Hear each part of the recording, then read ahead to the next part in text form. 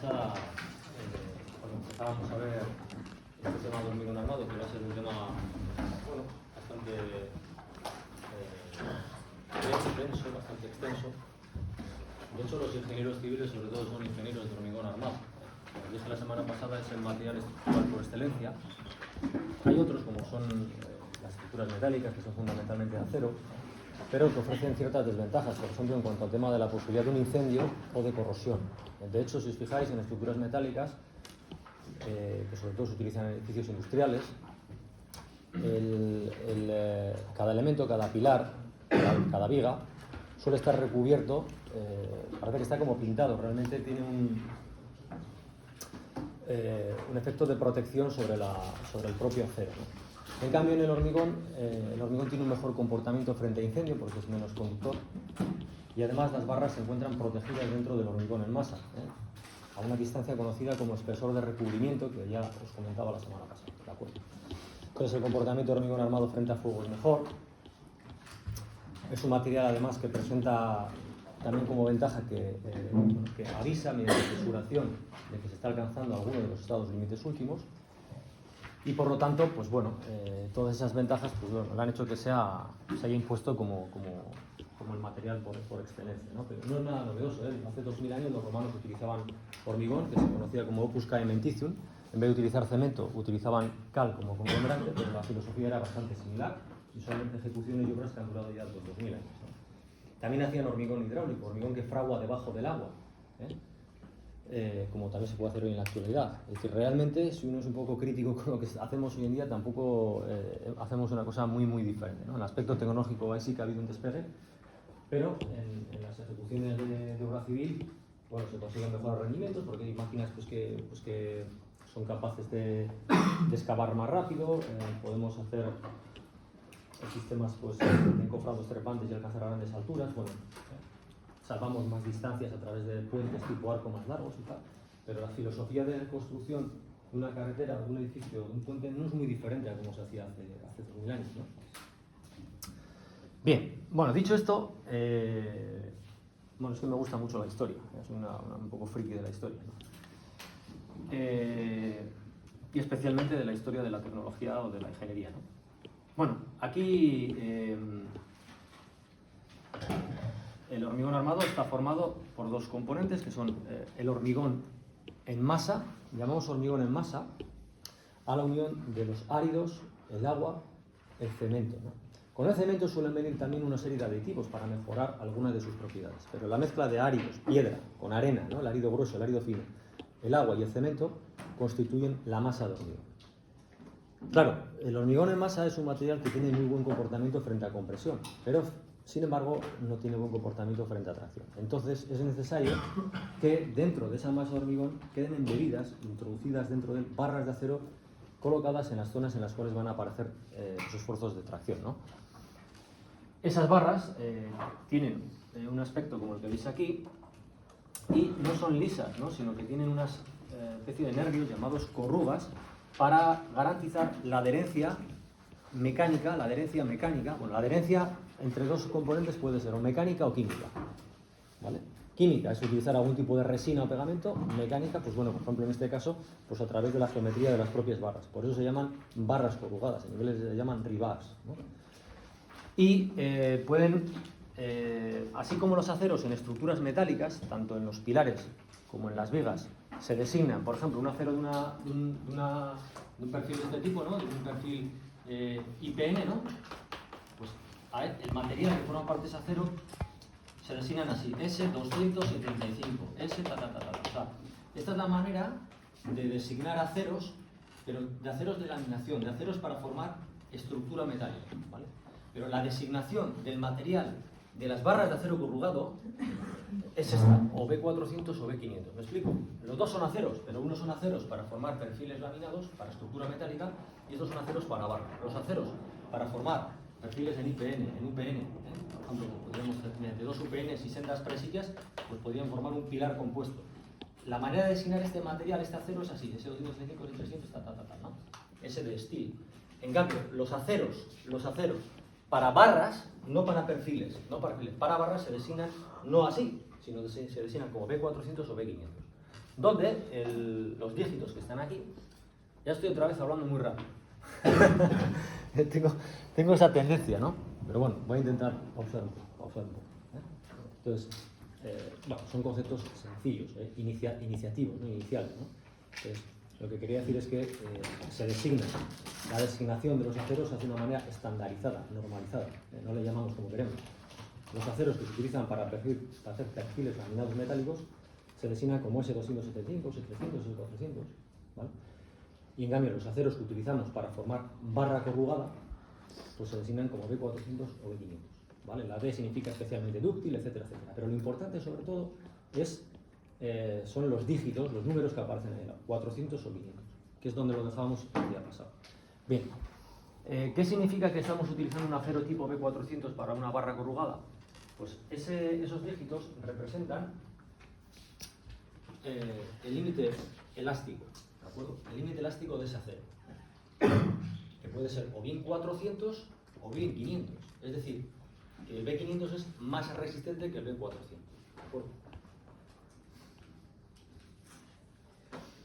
Bien, ¿qué es el límite elástico? Pues bueno, es una propiedad mecánica de los aceros que en su diagrama tensión-deformación, esto es un acero dúctil, como el que se utilizan tanto en la estructura metálica como en las barras de acero corrugado de la estructura de hormigón armado.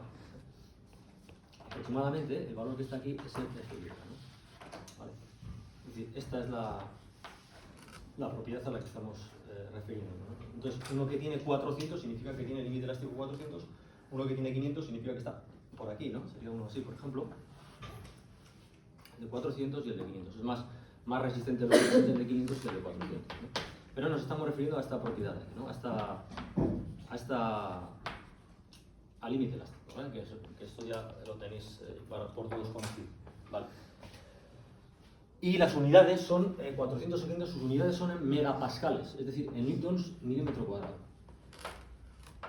O megapascales, que es lo mismo, 400 megapascales, 500 megapascales. Ese es el límite elástico de un B400 o un B500. ¿De acuerdo? Bien.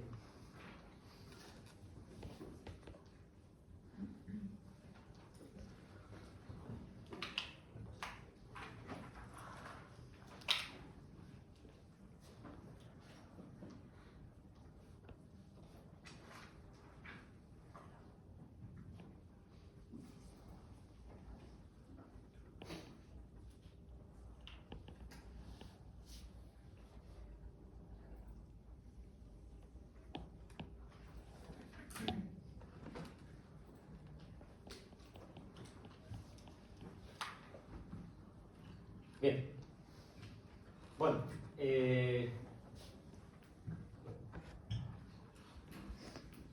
a continuación, pues bueno, tenemos otras propiedades que es interesante que se produzcan en el hormigón armado. Una es, bueno, la dilatación térmica. Bueno, claro, ¿qué es lo que sucede? Que en el hormigón armado tenemos dos materiales distintos. Tenemos el hormigón en masa, ¿no? Los áridos, las piedras, la arena, el cemento y el agua, y por otro lado el acero de su armadura.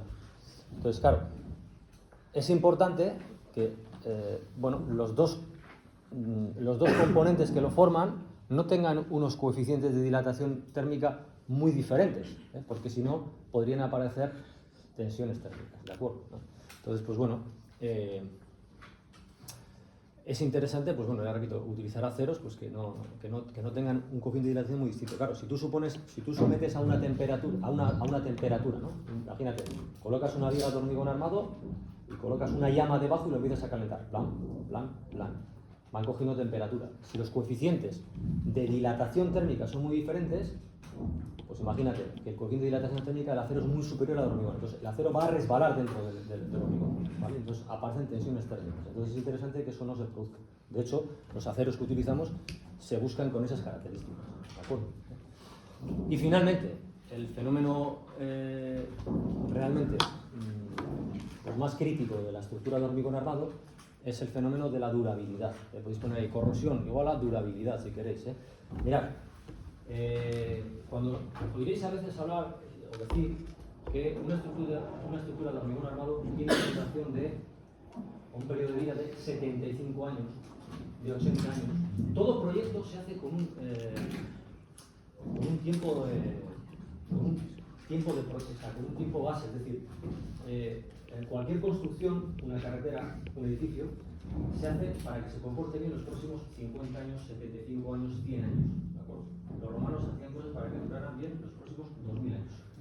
Lo que pasa es que nuestra intervención pues, ha quitado algunas de estas cosas, etcétera, ya no están iguales. Entonces, por ejemplo, por poneros un ejemplo, en una carretera, las cunetas, que es donde se recibe agua, se calcula su calado, su profundidad, para que sea capaz de recibir la mayor avenida, la mayor tormenta que pueda recibirse en los próximos 50 o 75 años. En función de si una carretera, por ejemplo, autopista, se va a 75, si una carretera menos transitada, el periodo del proyecto pues, se baja a 50, por ejemplo, en función de la importancia. Pero está calculada para eso, ¿no? Entonces, en el caso de una estructura de hormigón armado pasa lo mismo. Se puede construir para que se construya 50 o 75. ¿Qué significa que el hormigón armado tiene una duración de 75 años o 50 años? Ya, bueno, joder, si yo conozco un edificio que tiene más de 100 años de hormigón armado y no pasa nada, efectivamente, no tiene por qué pasar nada. ¿Qué significa? Significa que el tendón de Aquiles del hormigón armado es el problema de la corrosión de la armadura. Pero claro, si tú la armadura, en vez de tenerla así, empieza a producirse la corrosión, tienes menos sección de armadura, tú has calculado pensando que tenías diámetro 25. Si debido a la corrosión tienes diámetro 16, pues evidentemente pues pueden aparecer fisuras y en el peor de los casos alcanzarse alguno de los estados límites últimos. Muy importante, estado límite último, estado límite servicio. ¿Recordáis eso de la semana pasada? Bien. Entonces,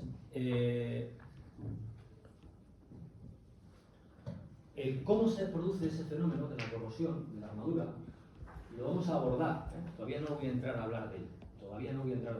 Pero sí que quiero que en este momento sepáis que es un proceso que se inicia desde el exterior y va avanzando progresivamente hasta alcanzar la armadura. ¿Vale? Va avanzando. Entonces, en ese proceso químico, la velocidad de avance de ese proceso químico pues, hace pues, que se alcancen a... Claro, la velocidad de avance de ese proceso químico, desde el exterior hasta alcanzar la armadura, no es uniforme, no es en todos los sitios igual. No es lo mismo tener el elemento de hormigón armado aquí dentro del edificio, como puede ser este forjado, por ejemplo, que está protegido de la intemperie, a tenerlo en el exterior, que puede recibir el agua limpia, o tenerlo sumergido en agua marina que tiene glúbulos y entonces avanza más. ¿Entendéis lo que quiero decir? Pero por dar un valor promedio, avanzaría, por dar condiciones promedias, para que tengáis una idea, podría alcanzar 2,5 centímetros en 50 años aproximadamente, que es precisamente el tamaño de ese separador, para garantizar que la armadura se encuentre sanizada. Claro, si tú ves en una obra que estás trabajando que tiene un separador así de grande, de 5 centímetros, pues tienes claro que lo que está sucediendo es que el ambiente expositivo ahí va a ser mejor que probablemente es una obra una marina o en un ambiente industrial donde se producen elementos químicos, gases químicos que puedan acelerar ese proceso. ¿Entendéis lo que quiero decir? Entonces, ¿y qué significa? ¿Qué va a suceder después de esos 50 años en los cuales ha alcanzado la armadura? ¿Que se cae el edificio? Evidentemente no.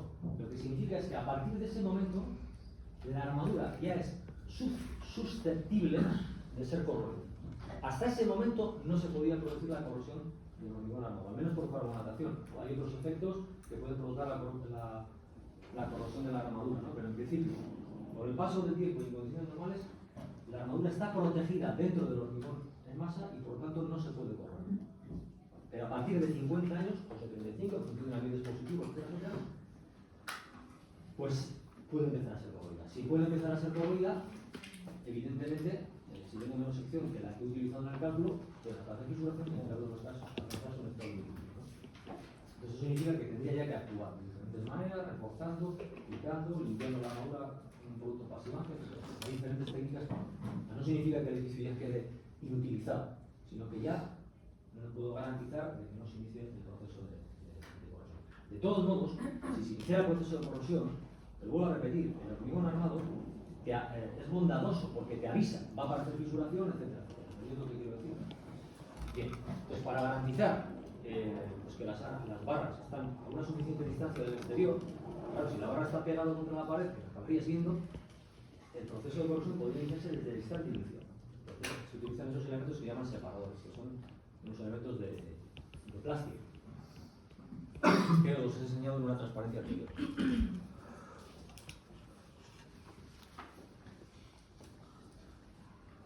Estos, ¿veis? Aquí se ven las corrugas en un pilar de sección cuadrada.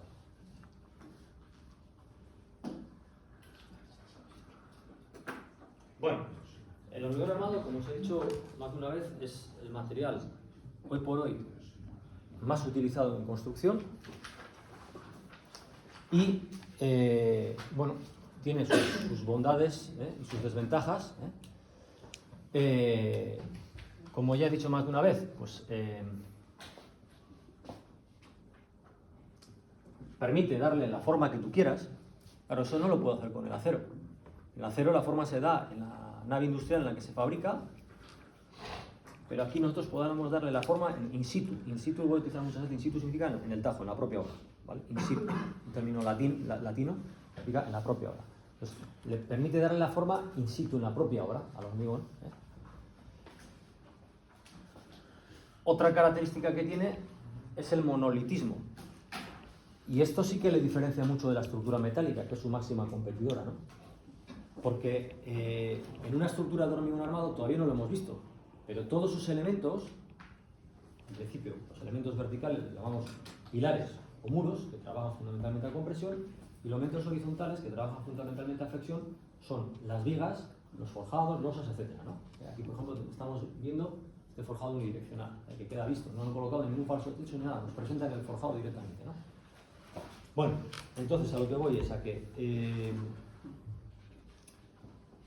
en el hormigón puedo conseguir que el pilar de la planta primera conecte con esa viga ya de la planta segunda a través de lo que se llaman juntas de hormigonado con armaduras de espera. Bien, el término junta de hormigonado y armadura de espera me voy a cansar de repetirlo durante todo este tema, ¿vale? Pero ya empiezan a haber términos tecnológicos relacionados con el hormigón que vamos a insistir mucho en ellos. Quizás sean novedosos, para algunos sí, para otros no, porque si vienes de haber cursado una asignatura de primero, física, matemáticas, ya estamos en el mundo real, por decirlo así, ¿no? Pero son términos muy sencillos, pero que pueden resultar para algunos novedosos, ¿no? Junta de hormigonado. La junta de hormigonado es, por ejemplo, pues no hay mejor manera de explicar algo que con un ejemplo, ¿no? A través de un detalle constructivo.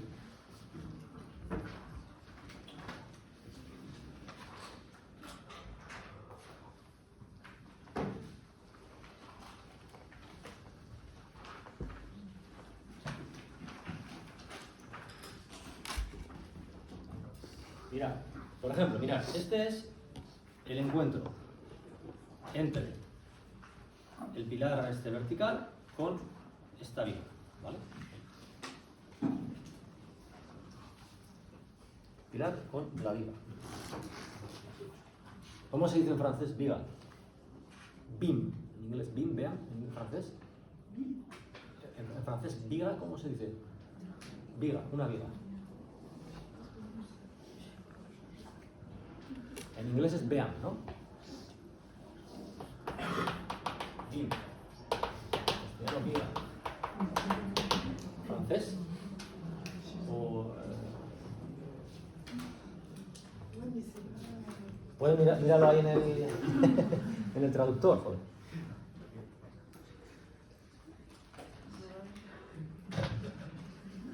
La traducción No es muy literal, igual. Bueno, BIM o viga, ¿vale? Y esto es pilar. En euskera sutabea. Sutabea. Y en inglés el elemento este no sé cómo llamará, soporte o algo así. No recuerdo ahora el término para pilar. Pilar, igual incluso. Igual incluso pilar. Bueno.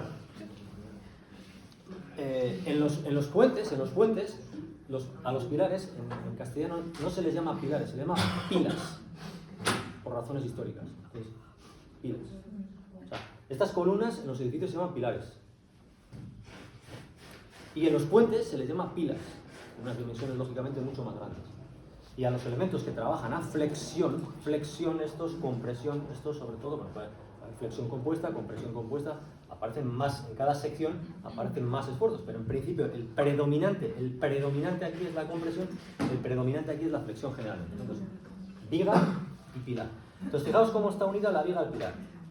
Hasta aquí, estas líneas de aquí, yo en vuestros exámenes y en vuestros ejercicios cuando empiezo a proponer, es un elemento que yo utilizo en mi plantilla de corrección a la hora de sumar los puntos, porque es un elemento decisivo para saber cómo se ejecuta este elemento. A este elemento se le llama junta de hormigonado, a este de aquí está. Es decir, que en un determinado momento solamente habíamos hormigonado hasta aquí y esta armadura quedaba aquí saliente. Lo he visto muchas veces en obra, como está, llegas a la primera planta y ves este arranque donde va a ir el pilar en la siguiente planta. Y aquí hay otra junta de hormigonado. Entonces se hormigona hasta aquí, luego se hormigona hasta aquí y luego se hormigona hasta aquí, en 3 fases, ¿vale? Y claro, si os fijáis, estas dos hormigones de diferente edad, estos dos hormigones de diferente edad, han sido ejecutados en 2 momentos distintos, diferentes, están unidos, cosidos, a través de estas armaduras de aquí, que se las llama armaduras de espera. Ya vamos a explotar este detalle constructivo en toda su dimensión, explicando cada barra, cada cosa, lo vamos a hacer, no os preocupéis. Pero de momento, entender lo que es el concepto de junta de hormigonado y de armadura de espera que unen 2 hormigones distintos. Eso es lo que dota al hormigón de la propiedad del monolitismo. Monolitismo viene del latín también. Mono significa uno, litos significa piedra. Como si fuese una única piedra. Gracias a las juntas de hormigonado y las armaduras de espera, toda la estructura de hormigón se comporta como si fuese una única. ¿De acuerdo? Eso en el acero se produce en la estructura metálica.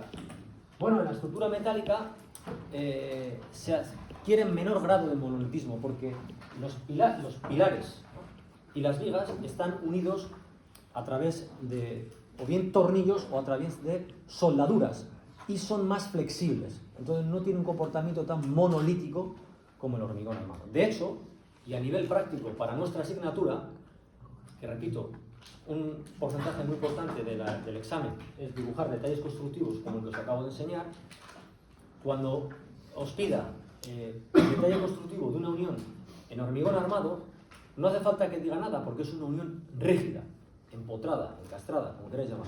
En cambio, cuando os pida la unión en un nodo entre un pilar, una viga o entre 2 vigas, etcétera, etcétera, que son metálicos, os voy a acompañar en el enunciado diciendo y que esa unión metálica sea rígida o que esa unión metálica sea articulada, ¿vale? Porque no goza del monolitismo de las estructuras de hormigón armado, que las uniones son siempre rígidas. ¿Y eso es bueno o es malo? El que sea siempre rígida la unión. ¿Es bueno o es malo? Pues depende para qué. Como os dije, si el terreno es susceptible de sufrir movimientos de terreno, es negativo. Cuanto más hiperestática sea la estructura, es peor. ¿Vale? Bien, vale. Sin embargo, ¿en qué es bueno? En que reparte mejor los esfuerzos entre todos sus elementos. ¿Recordáis la explicación de la semana pasada? Bien. Vale. Vamos a ir un poco retrasando.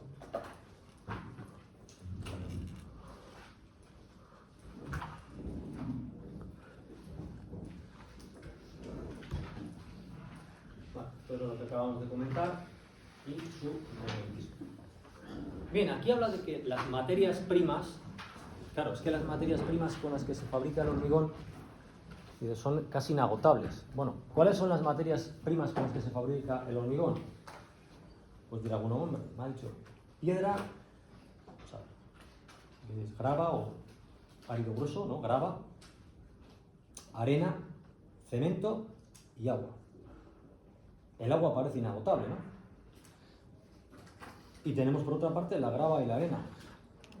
Parecen ser también 2 elementos que se presentan mucho en la naturaleza. De hecho, la arena pues la puedo extraer del fondo marino, como se hace algunas veces para obtener materiales para construcción. Y la grava, o bien se presenta directamente como grava en una gravera, o puedo obtener esa grava por machaqueo de piedras de mayor tamaño. Es decir, al final el elemento inicial, la materia prima última, es una piedra, y de eso tenemos en abundancia, de mayor o menor dureza, pero tenemos en abundancia. ¿Qué sucede con respecto al otro elemento, el más crítico, el cemento, ¿no? ¿De dónde procede el cemento? ¿Alguien sabe de dónde procede el cemento? ¿Cuál es la materia prima última A ver, las preguntas que hago no son para medir a nadie, ¿vale? Son para buscar vuestra participación. Ese es mi objetivo en realidad, buscar vuestra participación. ¿Vale? Si no se siento no presionado, solo estoy buscando la participación. No estoy diciendo, a ver si este sabe o no sabe eso. Yo solamente pido si sabes o no sabes el día del examen, cuando voy a poner. El único momento. Ahora solamente quiero participación. Y además, como estamos en fase de aprendizaje, es lógico que puede presentarse. ¿Alguien sabe dónde procede el cemento? De la arcilla. ¿De? La arcilla. De la arcilla. Bueno, ¿por qué dices eso? Porque la arcilla al humedecer se crea como una masa más uniforme que se puede secar y endurecer. Bien, esas son características de la arcilla, efectivamente. Y el cemento se comporta al final como una arcilla. Pero en realidad, el cemento, aunque se comporta como una arcilla, vamos a ver, la arcilla hace, a ver si me explico, porque la respuesta es buena. La arcilla hace exactamente lo mismo que el cemento, por ejemplo, en los suelos de construcción. Es decir, si tú quieres, cuando tú pasas por el pueblo, ¿no? Por un camino rural, cuando tú pasas por el pueblo por un camino rural, pasas por un perro, una bicicleta, ¿no? Una vía verde, el camino que estás pisando es una fadora natural. ¿Cómo está constituido ese suelo que estás pisando? Con gravas, ¿no? Que a veces se quedan. Y esas gravas quedan pegadas por el arcilla, que es la que le da cohesión. ¿Vale? Este elemento de hormigón armado, pues es similar a ese suelo, pero las veces de la arcilla, la que está pegando la piedra, por decirlo así, lo está haciendo el cemento con el agua. ¿Vale? Entonces, es cierto, de definición, que hace lo mismo que la arcilla en el suelo, pero su procedencia no es de una arcilla. La procedencia de ese cemento se ejecuta en las cementeras, ¿no? Aquí tenemos cerca de una multinacional italiana, Italcementi Group, ¿no? Cementos Lemona, Cemento Refola, aquí varias cementeras, ¿no? ¿Cuál es el elemento de partida que ellos cogen para luego transformarlo en cemento y dar los sacos a sus contratistas, a las empresas que hacen cemento? ¿Alguien sabe? ¿Habéis visto alguna vez dónde están emplazadas la empresa? ¿Habéis pasado por al lado con el coche? ¿La habéis visto? ¿El aspecto que tiene?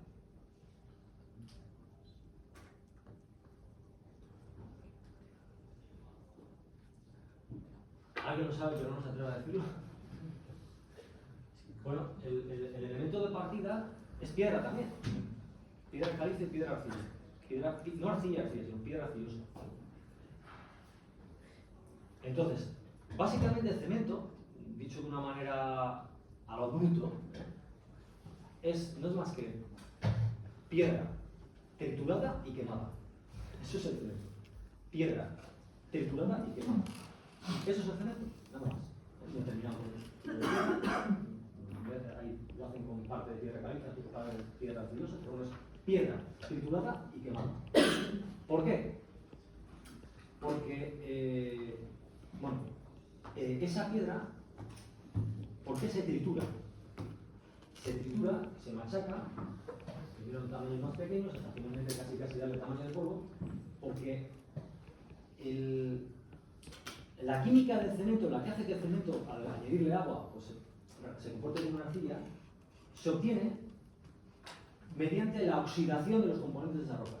¿Y qué es oxidar? A mí la química no me gusta nada. Algún momento va a aparecer, porque es que la química tiene cierta relación con el hormigón, bastante en algunos aspectos. A mí me gusta mucho más la física, las matemáticas. La química no encaja bien en mi estructura mental, ¿no?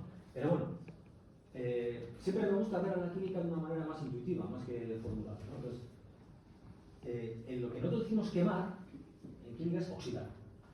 Ese sí es el tema, ¿no? Entonces dice uno, joder, entonces siempre suelo poner un ejemplo. Es algo que está encima de la mesa,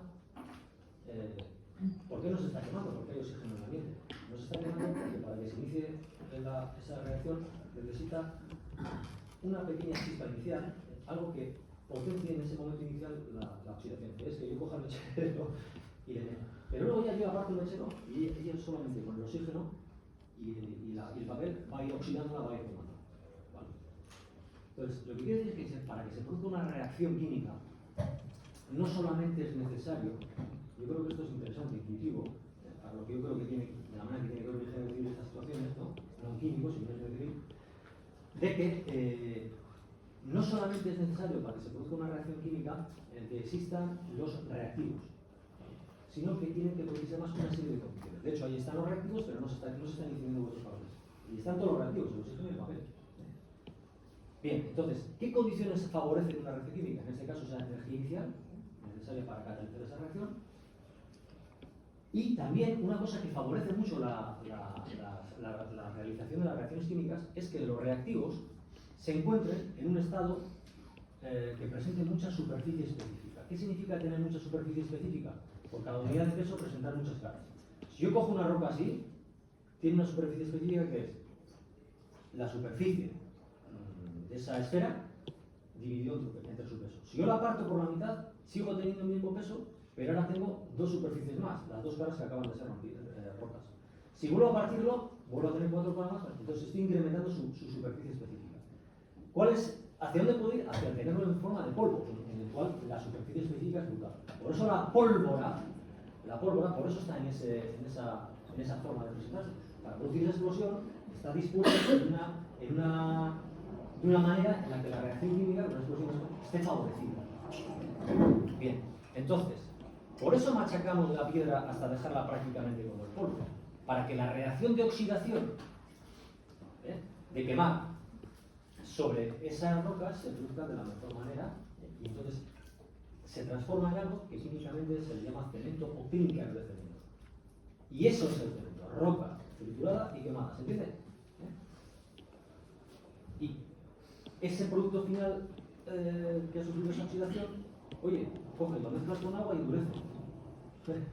Pero el producto inicial, antes de ser quemado, no va a hacer. Porque no es lo mismo, ha habido una transformación química de ir a esa oxidación. Que da lugar a silicatos, a amoníaco. Pero eso no me interesa, porque no es lo que yo creo que tiene que tener estructurada la cabeza de un civil, pero sí entender pues, la visión más intuitiva de lo que está ahí pasando. ¿Se entiende lo que es el cemento? ¿Por qué se le llama clinker al cemento? Pues porque es una razón, es una onomatopeya. Una onomatopeya. Es decir, resulta que esa roca partida triturada, para oxidarse, entra dentro de un horno que tiene forma de tubo y va avanzando dentro de él por una cinta transportadora. Entonces, según se va produciendo la oxidación, es decir, a gran temperatura, de manera natural se produce la oxidación, ¿no? Esos fragmentitos de piedra totalmente triturada empiezan a golpear contra las paredes del tubo y se oye clink, clink, clink, y por eso se le llama clinker al cemento, ¿no? Entonces, ya veis lo que es el clinker del cemento, no es más que roca triturada y quemada, es decir, químicamente hablando, oxidada, ¿de acuerdo? Entonces, es una materia prima inagotable también, porque es roca, ¿no? Es verdad que sobre el cemento podríamos hablar largo y tendido, porque en el cemento tenemos un problema. El verdadero problema del hormigón hoy en día, desde el punto de vista de la sostenibilidad, del cual tanto hablan los políticos, etcétera, etcétera, en Bruselas, en Europa, el verdadero problema que tiene el hormigón en cuanto a su sostenibilidad es el cemento, sobre todo es el cemento. No lo podemos quitar, porque si el cemento no hay hormigón, es el que hace la arcilla, ¿no? Hace las veces de arcilla, no hormigón. Pero sin embargo, para su fabricación ya habéis visto que tengo que estar quemando, por lo tanto, invirtiendo gran energía. Y encima, durante el quemado, se liberan gases también de la propia reacción, los productos de esa reacción, que generan CO, CO2, que son gases de efecto invernadero. Necesito, por una parte, gran energía para el quemado, y ya sabéis que Europa ahora mismo está un poco debilitada en el tema de la energía, y por otra parte, encima, estoy generando gases de efecto invernadero, que hay un compromiso, hay una serie de compromisos de diferentes países de ir reduciendo, ¿no? Pues ahí se encuentra el tema, ¿no? Y el problema que tenemos en el mundo de la construcción. Bueno, para eso existen grupos de investigación en diferentes universidades para intentar ir reduciendo o limando esta dificultad, ¿no? Bien, vamos a avanzar. En cambio, la estructura metálica, ¿qué os parece? ¿Es sostenible la estructura metálica? Sí, ¿por qué? Porque se puede reciclar más fácil. Eso es. Al final, esos perfiles metálicos que sostienen una acería, coges la chatarra, la metes, hay diferentes maneras de hacerlo, la metes en una cuchara, prendes un arco eléctrico, lo dejas licuado y le das la forma que tú quieras. Entonces, luego lo puedes volver a calentar. Entonces, el acero en ese sentido es bastante sostenible, ¿no? Bueno, lo que pasa es que tiene una serie de desventajas, el fuego, las dificultades de magnetismo, etcétera, etcétera. que no puede ser sustituido por el hormigón, ¿no? Pero desde ese punto de vista, lógicamente, es más sostenible. Aquí también necesitamos energía, ¿eh? La parte de energía no la hemos necesitado, hay que coger el arco eléctrico y fundirlo, ¿eh? Al igual que hay que preparar con el hormigón el horno para obtener el cemento. Pero es cierto que, bueno, que estás reciclando el acero de manera continua. De hecho, si en algún momento tengo tiempo durante el curso, os voy a explicar un proyecto de investigación en el que estamos que relaciona estas dos cosas, ¿no? La utilización de los residuos del acero para hacer hormigón, ¿vale? Pero como no forma parte de la asignatura, pues solamente será un chascarrillo que comentaré si tengo tiempo para hacerlo. Bueno, bien, otras características, pues bueno, dice la facilidad de conservación, sobre todo, bueno, en las estructuras metálicas, como ya os he dicho, durante su puesta en servicio son más susceptibles de sufrir la corrosión, etcétera, etcétera, por eso se acaban pincando, entre comillas, ¿eh? Se les aplica un recubrimiento, un bañado de un material para evitar que se corroa, ¿no? Y su comportamiento frente al fuego, ¿de acuerdo? Aunque incluso puedo tener un pilar de hormigón armado con luego un recubrimiento ignífugo por fuera, como os lo presentaba la semana pasada en la visita a las obras del terminal de Puerto Bilbao, que os dije, mira, esa camisa que zuncha o que envuelve ese pilar es un recubrimiento ignífugo, y lo tenía un pilar en ese caso de hormigón, ¿de acuerdo? También puedo proteger a fuego a elementos de hormigón armado para darles todavía más resistencia a fuego. La exposición frente al fuego. Pero desde luego tiene más resistencia a fuego que el acero, ¿vale? Porque no es conductor. Entonces, ante un mismo incendio, va cogiendo temperatura más lentamente. Y su armadura además está sumergida dentro del hormigón en masa. Bueno, ¿alguna pregunta hasta aquí? ¿Alguien quiere comentar algo? Bueno. ¿Veis? Esto más o menos lo hemos comentado. Es un monolitismo, se convierte en una desventaja si es un terreno susceptible de sufrir asientos diferenciales, ¿no? ¿Qué es un asiento diferencial? Lo que veis en la figura. Se llama asiento diferencial a un asiento en el cual un pilar asienta más que los otros, ¿no? Es decir, si todos asientan a la vez, eso se llama asiento total. Eso, desde el punto de vista estructural, es una solución menos mala, porque baja toda la estructura sin deformar. Pero como va a hacer un solo pilar, o sea, hay una zona de terreno, el terreno es heterogéneo, es una zona que asienta más que otra, ahí ya sí que estás provocando deformaciones a la estructura. Eso, un problema de estructuras puede ser ese doble pórtico de ahí, por ejemplo, que está, al cual le aplicas una carga distribuida en su lugar. Pero también puede ser el dato denunciado de un problema de estructuras, ese doble pórtico, en vez de aplicar una carga, decir que el pilar central asienta el sentido. Claro. Y eso también es una carga, una acción indirecta.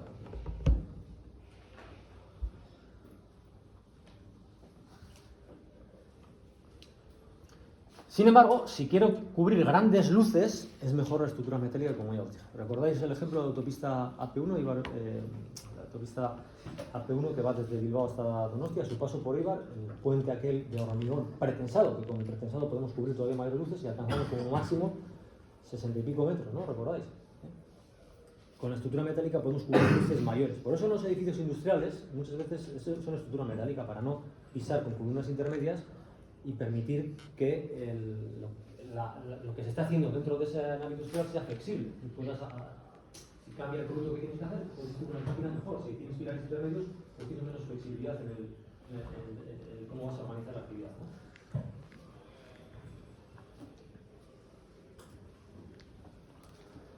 Bueno,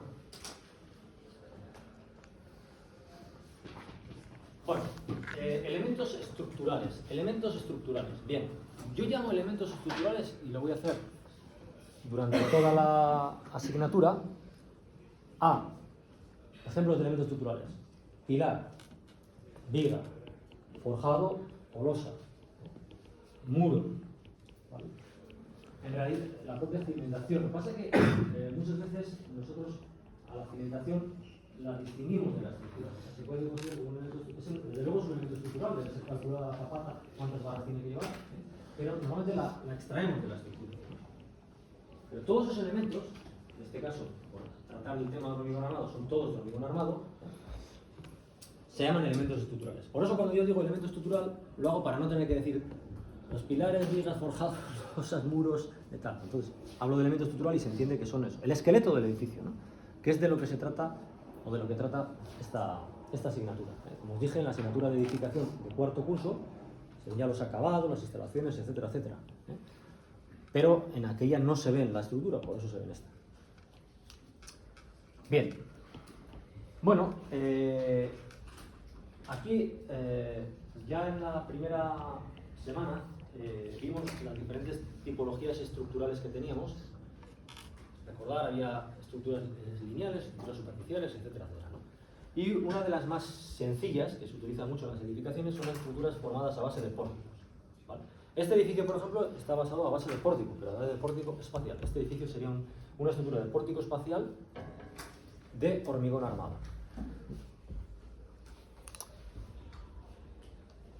Bien, ¿qué son los pórticos longitudinales? Bueno, vaya, para pórticos longitudinales no tengo figuras, no la dibujo en la pizarra.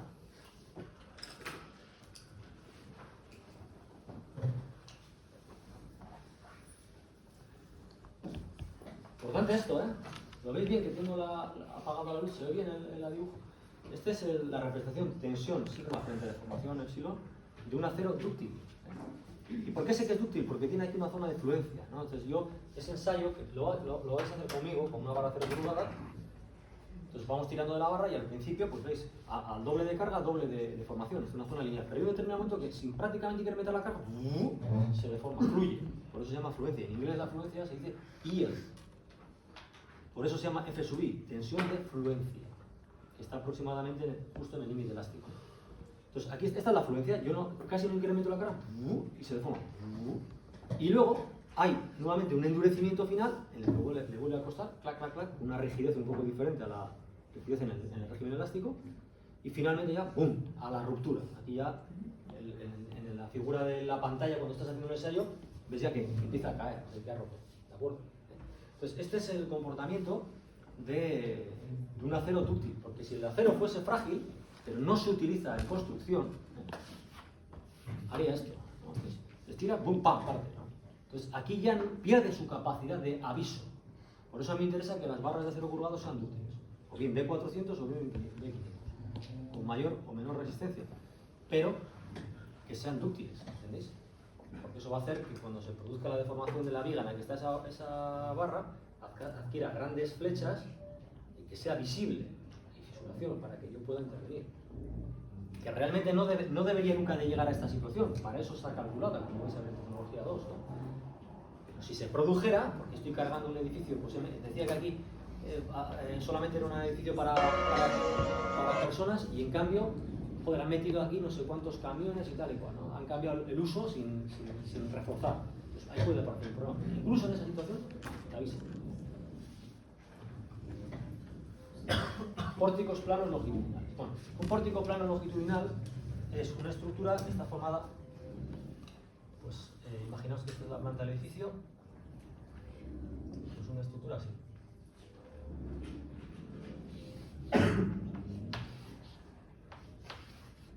Este edificio así construido, ¿vale?, sería un pórtico longitudinal. En cambio, si vamos en la otra dirección, así, este otro edificio es un pórtico transversal. Pórtico longitudinal, pórtico transversal. Se ve, es que tenéis figura para el pórtico transversal, como veis aquí, pero no para el longitudinal. Es un pórtico longitudinal donde el pórtico va en la dirección longitudinal. Y si el pórtico va en la dirección transversal, se llama pórtico transversal. ¿De acuerdo? En función, como sea la planta del edificio, pues hemos de ejecutar unos u otros. Bueno, ¿qué es interesante saber de los pórticos longitudinales y los pórticos transversales? Su idea prácticamente es la misma, solamente como veis, en una va en dirección transversal y en otra en dirección longitudinal. ¿Veis? Aquí veis, por ejemplo, este que sería pórtico longitudinal o transversal. Transversal, ¿no? Y como veis, se ven, es un pórtico. Tiene pinta de ser, es hormigón armado claramente, pero tiene pinta de ser prefabricados. Tiene pinta de ser prefabricados. Es decir, que estos elementos, en vez de haber endurecido in situ, en la hora, han endurecido en una planta industrial de prefabricados y los hemos traído en un camión y los hemos colocado aquí. Hablaremos también del hormigón prefabricado en su capítulo correspondiente. Y aparecen todos los elementos estructurales de los que hemos hablado ya, pilares, las vigas inclinadas en este caso, y aparecen estos elementos que ya presentaba el otro día, que se llaman correas. Estos son correas. Las correas lo que hacen es transmitir los esfuerzos que gravitan sobre el tejado, transmitirlos a la estructura. ¿Vale? Bien. Y también se deja ver la cimentación. ¿La veis aquí? Esto es la cimentación. La cimentación normalmente, incluso en estructura prefabricada, se ejecuta in situ. Pórtico transversal. Incluso han empezado a colocar ya cerramientos, que también parecen ser módulos prefabricados. Esto ya no es estructura, sino son cerramientos. Ahí se ve en la contrafachada atrás, el hueco para la puerta, un elemento prefabricado. Bien. Y frente a los pórticos longitudinales o espaciales que van en una o en otra dirección, tenemos los pórticos espaciales, en los cuales tenemos pórticos en la dirección bien longitudinal y también transversal. ¿Lo veis? Esto ya es un pórtico espacial. Un pórtico espacial de una sola planta. El edificio en el que nosotros estamos es un pórtico espacial de 11 plantas. ¿Vale? Ahí ya no hay una dirección preferente como sucede en los longitudinales. Esta es la dirección longitudinal y los pórticos están en planos longitudinales. Esta es la dirección transversal. Los pórticos están en planos transversales. Aquí tengo pórticos en planos longitudinales y también transversales. Por eso le llamo pórtico espacial. Este edificio es un edificio en estructura de hormigón armado, según la tipología de pórtico espacial.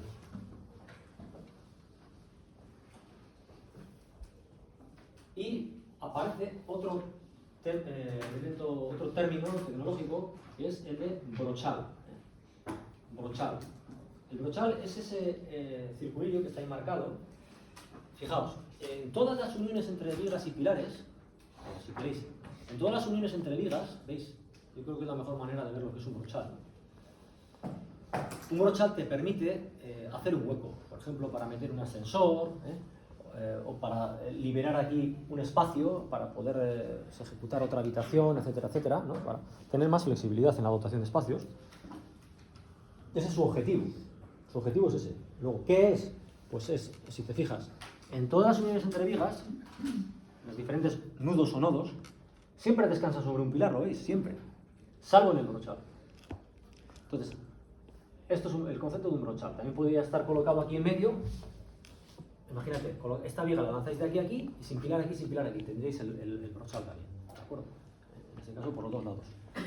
Entonces, el objetivo, pues dotar de más espacios para meter el ascensor o para hacer una zona de mayor dimensiones para poder hacer otra habitación más grande, etcétera, etcétera.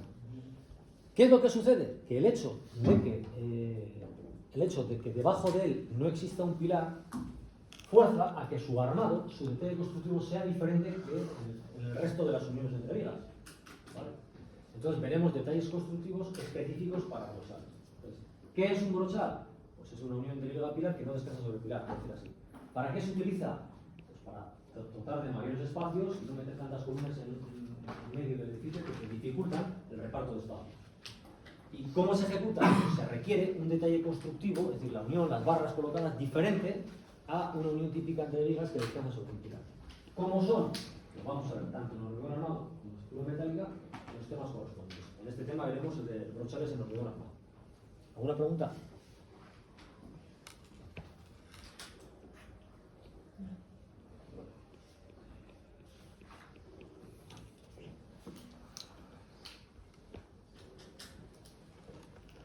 Mira, un pórtico espacial de hormigón armado en este edificio.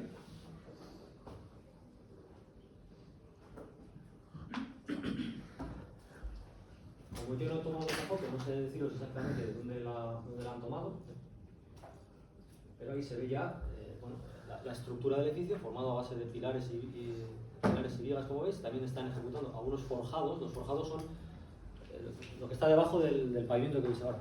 aquí está visible el forjado. El forjado es el elemento que descansa sobre las vigas y pilares para transmitir la carga, en este caso de las mesas y vosotros, a la estructura, que son los pilares y las vigas, el esqueleto del edificio. Hay forjados inclinados, por ejemplo, cada vez que subir las escaleras. Vale. La mayor parte de los forjados son horizontales, pero en las escaleras tenemos un forjado inclinado. Incluso a veces las cubiertas pueden ser también forjados inclinados.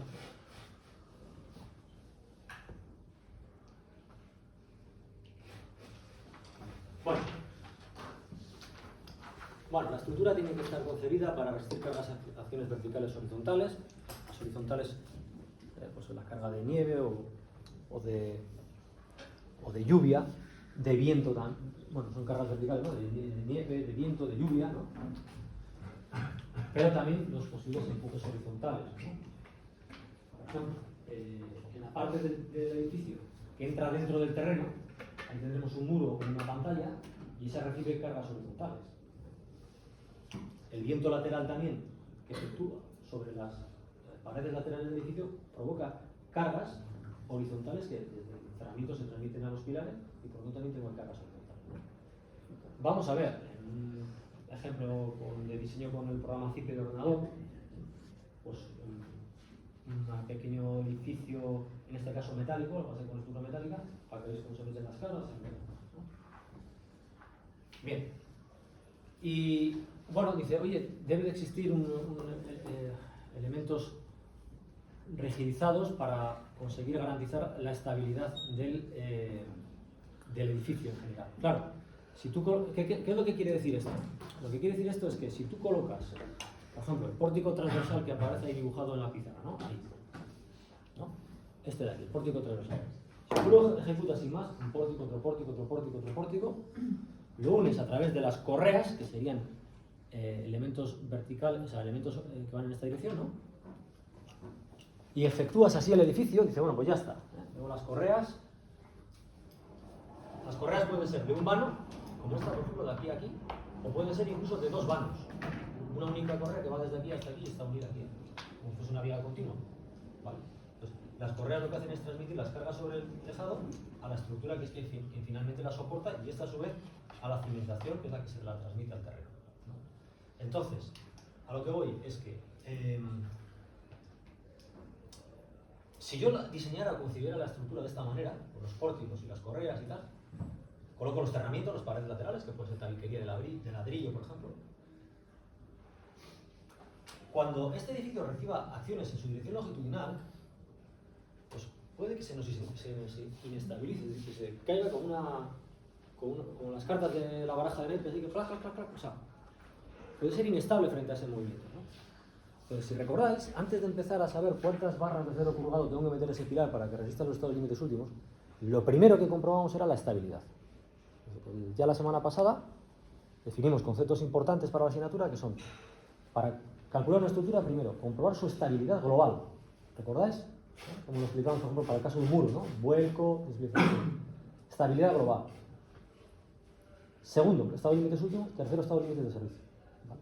Entonces, pero primero tenemos que garantizar la estabilidad global. Entonces, para garantizar esa estabilidad global, se pueden hacer diferentes maneras. Se puede, por ejemplo, por triangulación, pues colocas aquí lo que se llama una cruz de San Andrés, clac, clac, clac, clac, y en este otro también, clac, clac, clac, clac, y ahora ya es estable. ¿De acuerdo? Fijaros, por ejemplo, cuando veáis montar un escenario de las fiestas del pueblo, suele ser una estructura tipo pórtico metálica, fijaos cómo llevan esas cruces en ambos extremos, para garantizar la estabilidad de la estructura. ¿De acuerdo? Es una manera, yo creo, bastante intuitiva y rápida de verlo. Hay otras maneras de hacer. Puedo en vez de utilizar una cruz de San Andrés, si yo cojo y macizo este espacio aquí, hago un muro aquí, pues ya está, también lo he bloqueado. Es decir, yo lo que tengo es que, si yo tengo una estructura así articulada, como os dije, esta, ante una carga horizontal, se me puede mover, como un cuadrilátero articulado, ¿no? Se me movería así. Pero claro, si yo cojo y establezco una cruz de San Andrés, ya no se puede mover. Pero si lo macizo, es decir, si meto aquí un muro entre esos dos pórticos consecutivos, tampoco se me mueve. Entonces son medidas para garantizar la estabilidad de la estructura, que es especialmente crítica en los pórticos transversales y en los pórticos longitudinales. En los pórticos parciales, como ya van en dos direcciones, está más garantizada esa estabilidad. Aún así, también se triangula y también se hacen, como repito, esos muros para todavía garantizar más la estabilidad de esa estructura, ¿no? Pero es especialmente efectiva en los longitudinales y en los transversales. Veremos un ejemplo de un pórtico longitudinal que lo vais a diseñar vosotros y ayuda en las prácticas. ¿De acuerdo? ¿Alguna cuestión, alguna pregunta?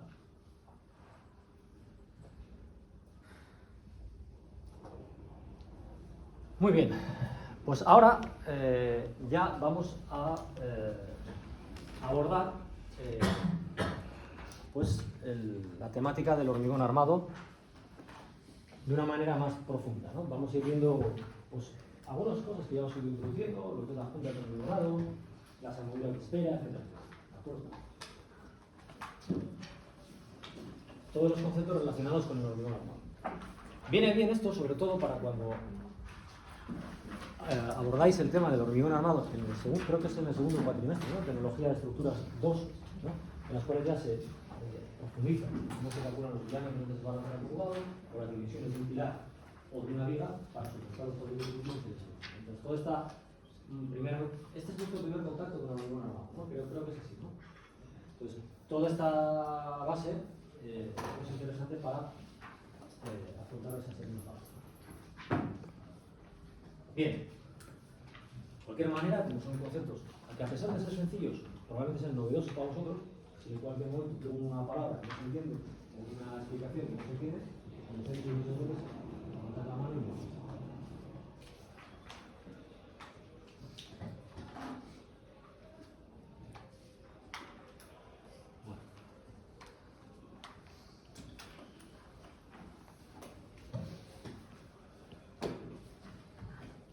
Voy a comprobar más. Voy a ver si...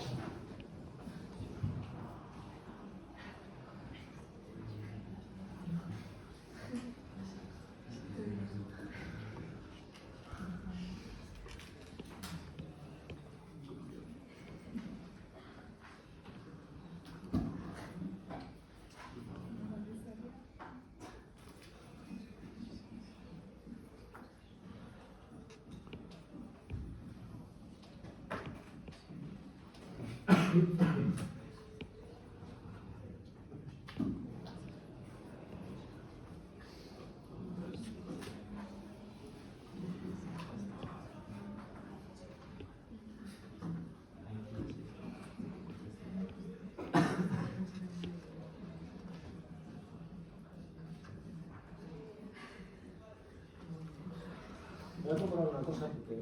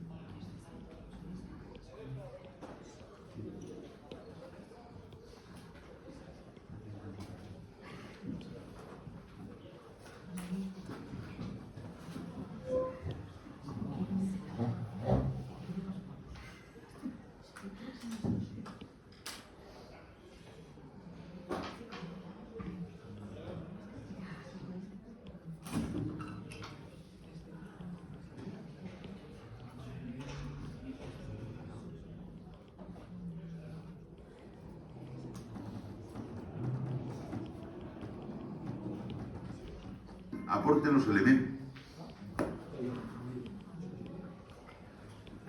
Estaba comprobando porque solo tenía mi compañera Estíbaliz Briz, que es con la que veis las prácticas de aula, que no se oía, en el aula de euskera no se oía el sonido. Pero en este caso, pues sí es para decirle cómo hacerlo. Mira, para romper un poco lo que es la clase, que no sea todo rato de descripción, os voy a poner ahora un vídeo en el cual se ve